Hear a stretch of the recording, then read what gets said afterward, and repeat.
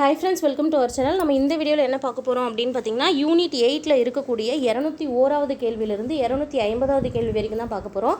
இதுக்கு முன்னாடி நம்ம சேனலில் என்ன பண்ணியிருக்கோம் அப்படின்னு பார்த்தீங்கன்னா, யூனிட் 8ல் 1லிருந்து 200 கொஷின்ஸ் சரியா 6th ஸ்டாண்டர்ட்லேருந்து 12th ஸ்டாண்டர்ட் வரைக்கும் இருக்கக்கூடிய முக்கியமான 200 கொஷின்ஸ் வந்து ஃபஸ்ட் பார்ட்டில் அப்லோட் பண்ணியிருக்கோம். அதை பார்க்காதவங்க, அந்த வீடியோ பார்க்காதவங்க ஒரு டைம் பார்த்துட்டு இதை கண்டினியூ பண்ணிக்கோங்க. இந்த வீடியோவில் பார்க்க போகிறது ஒரு 50 கொஷின்ஸு 201லேருந்து 250 வரைக்கும் சரிங்களா.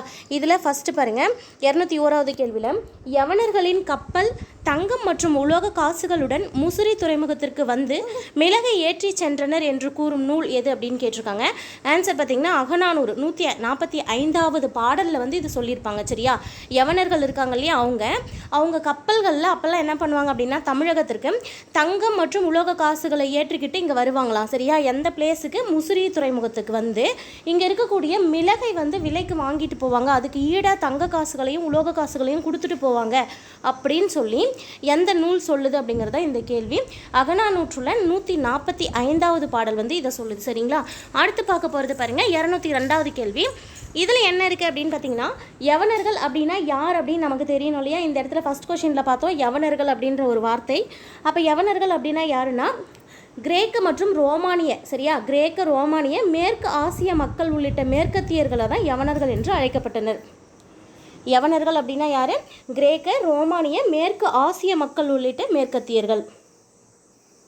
அடுத்த கேள்வி, 7.5 கிலோ மிளகு இருந்த இந்திய பானை கண்டுபிடித்த இடம் எது அப்படின்னு கேட்டிருக்காங்க. ஸோ அந்த காலத்தில் வந்து தமிழகத்திலிருந்து வெளிநாட்டினர், அதாவது யவனர்கள் வந்து மிளகை வந்து வாங்கிட்டு போனாங்க இல்லையா, தங்கம் உலோக காசுகள்லாம் கொடுத்து. அந்த மாதிரி வாங்கிட்டு போனதில் ஒரு இந்திய பானையில் சரியா 7.5 கிலோ மிளகு வந்து ஒரே இடத்துல கண்டுபிடிச்சிருக்காங்க. அந்த இடம் எது அப்படின்னு கேட்டிருக்காங்க. ஆன்சர் செங்கடல் கடற்கரையில் இருக்கக்கூடிய பெர்னிக்கே அப்படிங்கிற துறைமுகத்தில். செங்கடல் அதை ஒட்டி இருக்கக்கூடிய கடற்கரையில் பெர்னிக்கே துறைமுகத்தில் தான் பார்த்திங்கன்னா 7.5 கிலோ அளவுக்கு மிளகு இருக்கக்கூடிய ஒரு பானையை வந்து இந்திய பானையை கண்டுபிடிச்சிருக்காங்க. அடுத்த கேள்வி பாருங்கள், தங்கத்தின் தரத்தை அறிய உதவும் பெரும் பத்தன் கல் கண்டு எடுக்கப்பட்ட இடம் எது அப்படின்னு கேட்டிருக்காங்க. ஸோ தங்கத்தை வந்து இப்போ எப்படி நம்ம வந்து உரசி பார்த்து அது தங்கமா இல்லையான்னு கண்டுபிடிக்கிறோம் இல்லையா, அந்த மாதிரி தங்கத்தோட தரத்தை கண்டுபிடிக்கிறதுக்கு அப்போவே சரியா சங்க காலத்திலே பார்த்திங்கன்னா பெரும் பத்தன் கல் அப்படின்னு சொல்லி ஒரு கல் இருந்திருக்கு. அதை கண்டுபிடித்த இடம் எது அப்படின்னு கேட்டிருக்காங்க. தாய்லாந்தில் இருக்கக்கூடிய குவான் லுக் பாட் அப்படிங்கிற பிளேஸ் சரியா. தாய்லாந்தில் இருக்கக்கூடிய குவான் லுக் பாட் அப்படிங்கிற பிளேஸு. 205வது கேள்வி பாருங்கள், மதுரை ராமேஸ்வரம் செல்லும் வழியில் தான் பார்த்திங்கன்னா கீழடி இருக்குது. அதை தான் மென்ஷன் பண்ணியிருக்கேன். மதுரை ராமேஸ்வரம் செல்லும் வழியில் இருக்கக்கூடியது தான் கீழடி. சிலைமான் அருகே அப்படின்னு இருக்குது சரிங்களா. சிலைமான் அருகே தான் கீழடி இருக்குது. நெக்ஸ்ட்டு 206வது கேள்வி பாருங்கள், சங்ககால துறைமுக நகரங்கள், முக்கியமான சங்க காலத்தில் இருந்த தமிழக துறைமுக நகரங்கள் எது எது அப்படின்னு பார்த்தோம்னா, ஒன்று அரிக்கமேடு, இன்னொன்று அழகன்குளம், காவிரி பூம்பட்டினம், கொர்க்கை பட்டணம். 5 பேருமே நல்ல ஞாபகம் வச்சுக்கோங்க. அரிக்கமேடு, அழகன்குளம், காவிரி பூம்பட்டினம், கொர்க்கை மற்றும் பட்டணம். 207வது கேள்வி பாருங்கள், உள்நாட்டு வணிக நகரங்கள் எது எது? உள்நாட்டு வணிக மைய நகரங்களாக இருந்தது காஞ்சிபுரம், கரூர், மதுரை, கொடுமணல், உறையூர். இந்த இடத்துலலாம் வந்து உள்நாட்டு வணிகம் அதிகமாக நடந்திருக்கும். இப்போ கூட நம்ம வந்து அயல்நாட்டு வணிகம் உள்நாட்டு வணிகம் அப்படின்னு சொல்கிறோம் இல்லையா, அந்த காலத்திலே இருந்திருக்கு பாருங்கள். உள்நாட்டு வணிக மையங்களாக இருந்தது காஞ்சிபுரம், கரூர், மதுரை, கொடுமணல், உறையூர். நெக்ஸ்ட்டு இரும்பு காலம் அல்லது பெருங்கற்காலம், அந்த கால அளவு எதுலேருந்து எது வரைக்கும் இருந்தது அப்படின்னு பார்த்தீங்கன்னா, பொது ஆண்டிற்கு முன்பு அப்படின்னா கிமுன்னு ஞாபகம் வச்சுக்கோங்க. கிமு அப்படிங்கிறது வந்து அதிகத்துலேருந்து குறைஞ்சிட்டே வரும். ஸோ 1300லேருந்து 300 வரைக்கும். அடுத்த கேள்வி பாருங்கள், பண்டைய வரலாற்று காலம் அல்லது சங்க காலம் அப்படின்னு கேட்டாங்கன்னா, வரலாற்று காலம் அப்படின்னு கேட்டாலும் இதே தான், சங்க காலம் அப்படின்னு கேட்டாலும் இதே தான். இதோடைய கால அளவு அப்படின்னு பார்க்கும்போது பொது ஆண்டிற்கு முன்பு, அதாவது கிமு 300லேருந்து கிபி 300 வரைக்கும். அதை தான் வந்து பொது ஆண்டிற்கு முன்பு பொது ஆண்டிற்கு பின்பு அப்படின்னு கொடுத்துருக்கேன். ஸோ பொது ஆண்டிற்கு முன்பு 300லேருந்து பொது ஆண்டு 300 வரைக்கும் அப்படி ஞாபகம் வச்சுக்கோங்க. அடுத்து சங்க இலக்கியங்கள் தோன்றிய காலம் அப்படின்னு கேட்டாலும் இதே சேம் ஆன்சர் தான். பொது ஆண்டிற்கு முன்பு 300லேருந்து பொது ஆண்டிற்கு பின்பு 300 வரைக்கும் அப்படின்னு அர்த்தம் சரிங்களா. அடுத்து பாருங்கள், தமிழ் பிராமி எழுத்துக்களின் அறிமுக காலம் அப்படின்னு கேட்டாங்கன்னா, தமிழ் பிராமி எழுத்துக்கள் வந்து எந்த காலத்தில் அறிமுகமானது அப்படின்னு பார்த்தீங்கன்னா, பொது ஆண்டிற்கு முன்பு 400லிருந்து 300 வரை. ஏன்னா பொது ஆண்டிற்கு முன்பு அப்படின்னு பார்க்கும்போது அதிகத்திலிருந்து குறைஞ்சிட்டே வருது, நீங்கள் கண்டிப்பாக ஞாபகம் வச்சுக்கணும் சரியா. பொது ஆண்டு அப்படிங்கிறது குறைவிலிருந்து அதிகரிச்சுட்டே போகும். ஸோ பொது ஆண்டிற்கு முன்பு 400லிருந்து 300 வரைக்கும் கிட்டத்தட்ட 100 ஆண்டுகள். சரியா? தமிழ் பிராமி எழுத்துக்களின் அறிமுக காலம் என அழைக்கப்படுவது பொது ஆண்டிற்கு முன்பு 400லிருந்து 300 வரை. அடுத்து பாருங்க, எரித்ரிய கடலின் பெரிப்ளஸ், அதாவது எரித்ரிய கடலின் பெரிப்ளஸ் அப்படிங்கிறதும் தாலமியின் இயற்கை வரலாறு அப்படிங்கிற 2 நூலுடைய காலம் அப்படின்னு கேட்டாங்கன்னா பொது ஆண்டிற்கு முன்பு. சரியா? பொது ஆண்டு முதல் நூற்றாண்டு, பொது ஆண்டிற்கு முன்பு கிடையாது, கிபி 1ஆம் நூற்றாண்டு அப்படின்னு அர்த்தம். பொது ஆண்டு முதல் நூற்றாண்டு, 1ஆம் நூற்றாண்டு. அடுத்து பாருங்க, தாலமியின் புவியியல் மற்றும் வியன்னா பாப்பிரஸ், இது ரெண்டும். சரியா? தாலமியின் இயற்கை வரலாறு இங்கே வந்துடுது. இங்கே பாருங்க, தாலமியின் புவியியல் மற்றும் வியன்னா பாப்பிரஸ் அப்படிங்கிறது வந்து எந்த காலத்தில் அப்படின்னு பார்த்தீங்கன்னா பொது ஆண்டு 2ஆம் நூற்றாண்டு. காலம் கேட்கறதுக்கு வாய்ப்பு அதிகம். ஸோ இதை நல்லாவே பார்த்து வச்சுக்கோங்க டிஃப்ரென்ஸு. அடுத்து பாருங்க, சங்கம் மருவிய காலம், இது வந்து கேட்ட கொஸ்டின் தான். சரியா? சங்கம் மருவிய காலம் எது அப்படின்னு பார்த்தீங்கன்னா பொது ஆண்டு 300லிருந்து 500 வரை, அதாவது கிபி 300 டு கிபி 500, இதையும் ஞாபகம் வச்சுக்கோங்க. அடுத்து, முன்னீர் வழக்கம் என்று கடற்பயணத்தை குறிப்பிடும் நூல் எது அப்படின்னு கேட்டாங்கன்னா தொல்காப்பியம். சரியா? கடல் பயணத்தை முன்னீர் வழக்கம், முன்னீர்னா கடல் நீர், முன்னீர் வழக்கம் என்று கடற்பயணத்தை குறிப்பிடும் நூல் சொல்கிறது பார்த்திங்கன்னா தொல்காப்பியம். ஸோ ஒருவேளை முன்னீர் வழக்கம் என்று கடற்பயணத்தை கூறியவர் யார் அப்படின்னு கேட்டுட்டாங்கன்னா என்ன பண்ணுறது, அதனால் ப்ராக்கெட்டில் கொடுத்துருக்கேன் தொல்காப்பியர் அப்படிங்கிறது ஆன்சர் வரும். கடலோடா கால்வல் நெடுந்தேர் அப்படிங்கிற குறள். சரியா? கடலோடா கால்வெல் நெடுந்தேர் கடலோடும் நாவாயும் ஓடா நிலத்து அப்படிங்கிற குறளில் வந்து திருவள்ளுவர் சொல்லியிருக்காங்க. சரியா? அதில் நாவாயை பற்றி, தேர், அதாவது தேர் வந்து நிலத்தில் ஓடும், அது கடலில் ஓடாது. அதே போல் நாவாய் அப்படிங்கிறது வந்து நீரில் ஓடும், நிலத்தில் ஓடாது அப்படிங்கிற மீனிங்கில் இதை சொல்லியிருப்பார் இந்த குறள். சரியா? அடுத்து பாருங்கள், பூம்புகார் துறைமுகத்தில் இருந்து பொருட்கள் ஏற்றுமதி இறக்குமதி செய்யப்பட்டன என கூறும் நூல் எது அப்படின்னு பார்த்தீங்கன்னா பட்டினப்பாலை. பூம்புகார் துறைமுகத்தில் இருந்து பொருள்களை ஏற்றுமதியும் இறக்குமதியும் செய்தாங்க அப்படின்னு சொல்லக்கூடிய நூல் எது? பட்டினப்பாலை. அடுத்து பாருங்க, உலகு கிளர்ந்தன்ன உருகேலு வங்கம் என கூறும் நூல் எது அப்படின்னு பார்த்தீங்கன்னா அகநானூறு. சரியா? இந்த வரிகள் இடம்பெற்ற நூல் எது? அகநானூறு. இந்த அகநானூற்றில் இந்த உருகேலு வங்கம் அப்படின்னா பெரிய கப்பல் அப்படின்னு அர்த்தம். சரியா? பெரிய கப்பலை குறிக்கிறது அகநானூற்றில். உருகேலு வங்கம் அப்படின்னு சொல்லிட்டு உலகு கிளர்ந்தன்ன உருகேலு வங்கம் என கூறும் நூல் அகநானூறு.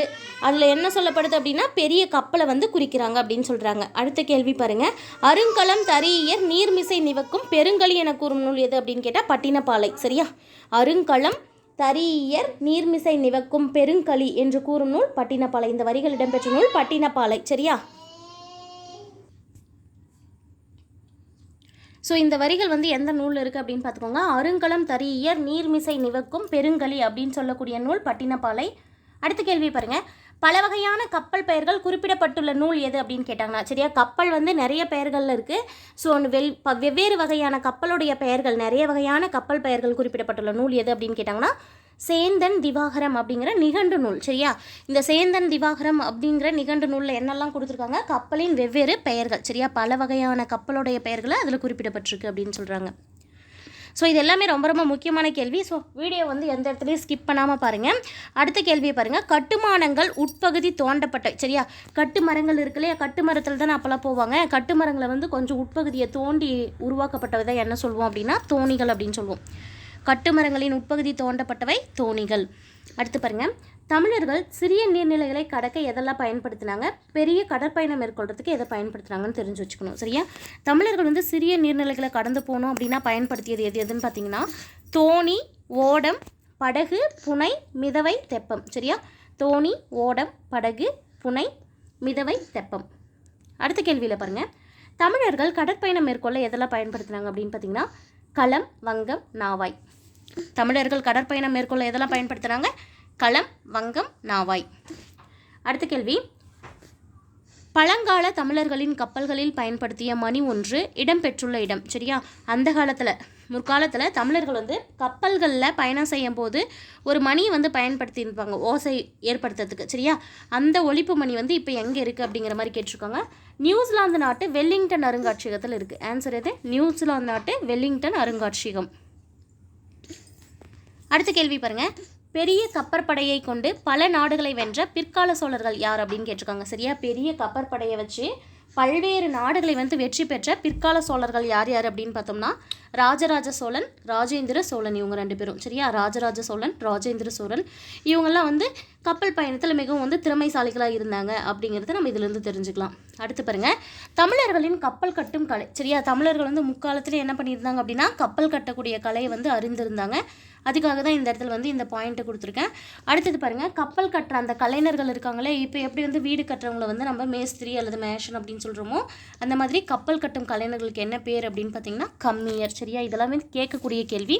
இது தமிழ்லையுமே கேட்பாங்க, யூனிட் 8 அப்படிங்கிறதுனால ஜிஎஸ்லையுமே கேட்கறதுக்கு வாய்ப்பு இருக்கும். சரியா, கப்பல் கட்டும் கலைஞர்களுக்கு என்ன பேர்? கம்மியர். அடுத்து பாருங்கள், களம் செய் கம்மியர் வருகென கூஇ என்று கூறும் நூல். சரியா, இந்த கம்மியரை பற்றி ஒரு லைன் கொடுத்துருக்காங்க பாருங்கள். களம் செய் கம்மியர் வருகென கூஇ என கூறும் நூல் எது? மணிமேகலை. சரியா, மணிமேகலையில் தான் இந்த களம் செய் கம்மியர் வருகென கூவி அப்படிங்கிற ஒரு லைன் வந்து இருக்கும். அடுத்த கேள்வியை பாருங்கள். கப்பல் கட்ட நீர்மட்ட வைப்பிற்கு. சரியா, கப்பல் வந்து எப்போவுமே தண்ணிக்கிட்டே இருந்துக்கும். அப்போ தண்ணியில் வைக்கக்கூடிய மரத்தை வந்து பார்த்து தான் செலக்ட் பண்ணுவாங்க. கப்பல் வந்து நீரில் இருக்கக்கூடிய அந்த இடத்த வந்து இது பண்ணுறதுக்கு எது பயன்படுது அப்படின்னு பார்த்தீங்கன்னா, கப்பலில் இருக்கக்கூடிய நீர்மட்ட வைப்பிற்கு எதெல்லாம் பயன்படுத்துவாங்க?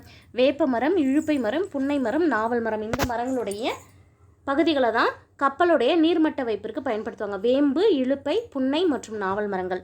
அடுத்து பாருங்கள், பக்க பகுதிகளுக்கு எது பயன்படுத்துவாங்க அப்படின்னு பார்த்தீங்கன்னா, சைடில் இருக்குது இல்லையா, அந்த பக்க பகுதிகளை உருவாக்குறதுக்கு தேக்கு மற்றும் வெண்தேக்கு மரத்தை பயன்படுத்துவாங்க.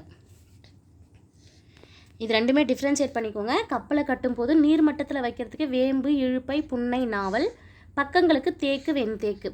அடுத்து பாருங்கள், மரத்தின் வெட்டப்பட்ட பகுதிக்கு தான் என்ன பேர் அப்படின்னா வெட்டுவாய் அப்படின்னு சொல்லுவோம். அந்த வெட்டப்பட்ட பகுதியோடைய நிறத்தை வச்சே அந்த மரம் வந்து முத்தி போனதா முத்தாததா, பயன்படக்கூடியதா பயன்படாதா அப்படின்னு சொல்லிட்டு மரத்தோட தன்மையை வந்து கண்டுபிடிச்சிருவாங்க. சரியா, அடுத்து பாருங்கள், இலத்தை மரத்தில் காணப்படும் உருவங்களுக்கு என்ன பேர் அப்படின்னு பார்த்தீங்கன்னா கண்ணடை அப்படின்னு சொல்லுவாங்க.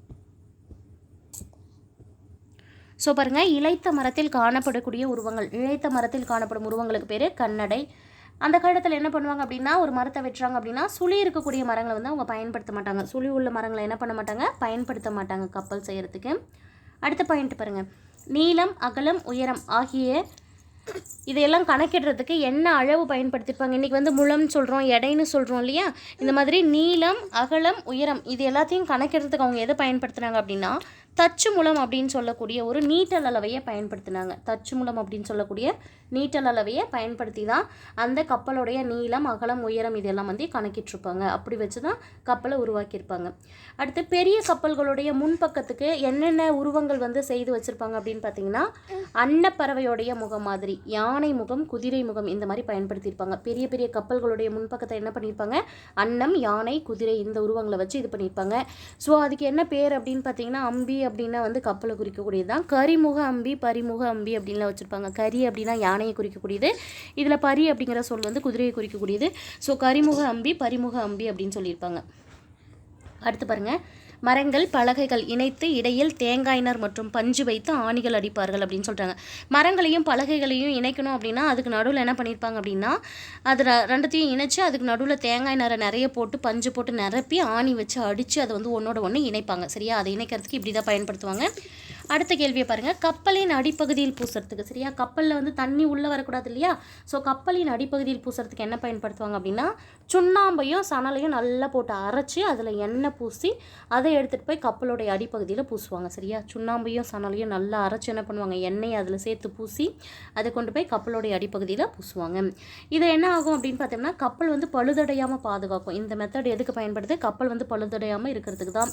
இந்த மெத்தடை பார்த்து ஒருத்தவங்க வந்து வியந்து போயிருப்பாங்க. யார் அப்படின்னு பார்த்தீங்கன்னா, இத்தாலி நாட்டிலிருந்து வந்த கடற்பயணியான மார்கோ போலோ வந்து மிகவும் வியந்து பாராட்டியிருப்பாங்க இதை. சரியா, அடுத்து பாருங்கள், இரும்பு ஆணிகள் துருப்பிடிக்கும், எனவே மர ஆணிகளை வந்து பயன்படுத்தினாங்க. சரியா, ஸோ கப்பல்கள் வந்து எப்போவுமே வந்து என்ன பண்ணோம், கடல்லே இருக்கும் இல்லையா, அப்போது நாம் அது இரும்பு ஆணிகள்லாம் பயன்படுத்தணும்னா துருப்பிடிக்கும் அப்படின்னு அறிஞ்சு அதை என்ன பண்ணியிருப்பாங்க அப்படின்னா மர ஆணிகளை பயன்படுத்தியிருப்பாங்க. அந்த பயன்படுத்திய மர ஆணிகளை என்னன்னு சொல்லுவாங்க அப்படின்னா தொகுதி அப்படின்னு சொல்லுவாங்க. அடுத்த கேள்வியை பாருங்கள், ஆங்கிலேயர்கள் கட்டிய கப்பலாக இருந்துச்சுன்னா, சரியா, ஆங்கிலேயர்களும் கப்பல் கட்டினாங்க, தமிழர்களும் கப்பல் கட்டினாங்க. சரியா, அந்த காலத்தில் ஆங்கிலேயர்கள் கட்டிய கப்பல் 12 ஆண்டுகளுக்கு ஒரு முறை பழுது பார்க்க வேண்டும். ஆனால் தமிழர்கள் கட்டிய கப்பலாக இருந்தால் 50 ஆண்டுகள் ஆனாலும் அதை நம்ம பழுது பார்க்கவே வேண்டாம், அவ்வளவு வந்து பர்ஃபெக்டாக வந்து செஞ்சுருப்பாங்க அப்படின்னு சொல்லி ஒரு ஆங்கிலேயரே சொல்லியிருப்பார். யார் அப்படின்னு பார்த்தீங்கன்னா வாக்கர் அப்படிங்கிறவங்க சொல்லியிருப்பாங்க. சரியா, அடுத்து பாருங்கள், காற்றின் உதவியால் செலுத்தப்படும் கப்பல்களுக்கு என்ன பேர் அப்படின்னு பார்த்தீங்கன்னா பாய்மர கப்பல் அப்படின்னு பேர். காற்றின் உதவியால் செலுத்தப்படக்கூடிய கப்பல்களுக்கு பேர் பாய்மர கப்பல்கள். அது என்னென்ன வகையாக இருக்குது அப்படின்னா பெரிய பாய்மரம், திருக்கைத்தி பாய்மரம், காணா பாய்மரம், கோசு பாய்மரம் அப்படின்னு சொல்லிட்டு வெவ்வேறு வகைகள் இருக்குது. அதை ப்ராக்கெட்டில் கொடுத்துருக்க பாருங்கள். பெரிய பாய்மரம், திருக்கைத்தி பாய்மரம், காணா பாய்மரம், கோசு பாய்மரம். சரியா, பாய்மரங்களை கட்டும் கயிறும் இருந்திருக்கு வெவ்வேறு வகையாக. சரியா? ஒன்று ஆஞ்சான் கயிறு, தாம்பாங்கயிறு, பளிங்கை கயிறு, வேடாங்கயிறு, மூட்டங்கயிறு, இளங்கயிறு, கோடிப்பாய் கயிறு. சரியா? இதுதான் அந்த கட்டக்கூடிய கயிறுக்கான வெவ்வேறு வகைகள். அடுத்து பாருங்க, பாய்மர கப்பலில் பாய் கயிறு இது ரெண்டுத்தில் ஏதாவது பழுது ஏற்பட்டுருச்சுன்னா, சரியா, பாயும் இருக்கும் கயிறும் இருக்கும், இது ரெண்டுத்தில் பழுது ஏற்பட்டுச்சுன்னா என்ன பண்ணுவாங்கன்னா ரெண்டுத்தையும் ஒற்றத்துக்கு மரப்பிசின் அப்படிங்கிற ஒரு வகையை பிசினை பயன்படுத்துவாங்க. மரப்பிசினை கொண்டு தான் அதை வந்து இணைத்தாங்க அப்படின்னு சொல்லி ஒரு நூல்லையே சொல்லியிருக்காங்க. சரியா? அது பரிபாடல் அப்படிங்கிற நூல். பாருங்கள், பாய்மர கப்பலில் பாய் கயிறு இதில் ஏதாவது பழுது ஏற்பட்டால் எதை கொண்டு சரி செய்வாங்கன்னா மரப்பிசின் கொண்டு இணைத்தனர். இந்த மரப்பிசின் கொண்டு இணைத்தனர் அப்படின்னு சொல்கிற நூல் எது அப்படின்னு பார்த்தீங்கன்னா பரிபாடல். சரியா? அடுத்து பாருங்கள், கப்பலின் பல்வேறு உறுப்புகள் இருக்குது. சரியா? கப்பலில் இருக்கக்கூடிய ஒவ்வொரு உறுப்புக்கும் ஒவ்வொரு பேர் இருக்குது. ஒன்று பார்த்திங்கன்னா எறா, இன்னொன்று பருமல், இன்னொன்று வங்கம், கூம்பு, பாய்மரம், சுக்கான் மற்றும் நங்கூரம். நல்லா பார்த்து வச்சுக்கோங்க, இதில் கொஷின்ஸ் கேட்பாங்க. எறா, பருமல், வங்கு, கூம்பு, பாய்மரம், சுக்கான் மற்றும் நங்கூரம். இது ஒவ்வொன்றும் எதுக்கு பயன்படுதுன்னு பார்க்கலாம். சரியா?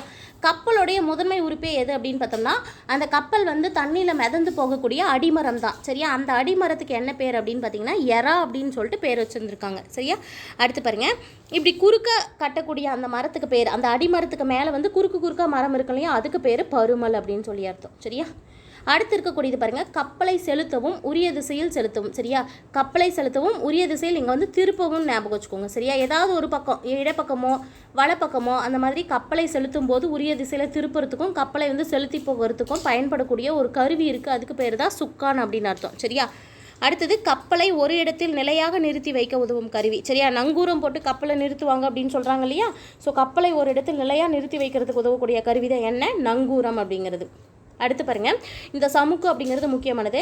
சமுக்கு அப்படின்னா என்ன அப்படின்னா காந்த ஊசி பொருத்தப்பட்ட ஒரு திசை காட்டும் கருவியாக இருந்திருக்கலாம் அப்படின்னு அறிஞர்கள் நினைக்கிறாங்க. சமுக்கு அப்படிங்கிறது காந்த ஊசி பொருத்தப்பட்ட திசை காட்டும் கருவியாக இருக்கலாம் அப்படின்னு இவங்களுடைய கணிப்பு அறிஞர்கள். அது என்ன அப்படின்னு பார்த்தோம்னா கப்பலில் பயன்படுத்தினாங்க இந்த சமுக்கு அப்படிங்கிறத அப்படின்னு ஒரு நூலில் சொல்லியிருக்காங்க. எதுலன்னா கப்பல் சாத்திரம். சமுக்கு அப்படிங்கிறத வந்து அந்த ஒரு கப்பல் கருவியை கப்பலில் வந்து பயன்படுத்தியிருக்காங்க அப்படின்னு சொல்லக்கூடிய நூல் எது? கப்பல் சாத்திரம். லாஸ்ட்டு பாருங்கள், கப்பல் செலுத்துபவரின் பெயர்கள். கப்பலை ஓட்டுறாங்க இல்லையா, இப்போ நம்ம வந்து டிரைவர் அப்படின்னு சொல்லுவோம். அந்த மாதிரி கப்பலை செலுத்துபவருக்கு என்னெல்லாம் பேர் இருக்குது அப்படின்னா மாலுமி, மீகாமன், மீகான், கப்பலோட்டி. சரியா? மாலுமி, மீகாமன், மீகான், கப்பலோட்டி. இது எல்லாமே கப்பலை வந்து ஓட்டக்கூடியவங்களுடைய பேர், கப்பலை செலுத்துபவரின் பெயர்கள். சரியா? ஃப்ரெண்ட்ஸ், நம்ம சேனல் இப்போ தான் ஃபஸ்ட் டைம் பார்க்குறீங்க அப்படின்னா சேனலை சப்ஸ்கிரைப் பண்ணிக்கோங்க. பக்கத்தில் இருக்கிற பெல் ஐக்கனை கிளிக் பண்ணி ஆல்னு செட் பண்ணி வச்சுக்கோங்க. முடிஞ்ச வரைக்கும் நம்ம சேனல் லிங்க் வந்து ஃப்ரெண்ட்ஸ்க்கு ஷேர் பண்ணுங்கள். சரிங்களா? நெக்ஸ்ட் வீடியோவில் அடுத்து 251வது கேள்வியிலிருந்து பார்க்கலாம். தேங்க்யூ.